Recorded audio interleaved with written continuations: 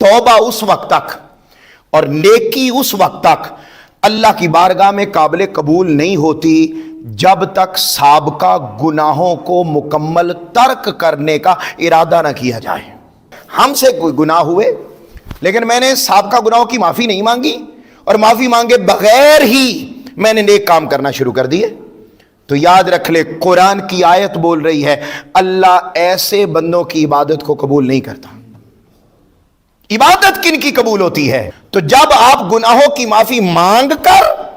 फिर आप आगे चलेंगे तो फिर अल्लाह रब्बुल इज्जत उन बंदों में उस बंदे को शामिल फरमाता है जिन बंदों के बारे में ताजदार कायनात सल्लल्लाहु अलैहि वसल्लम ने इरशाद फरमाया कि जब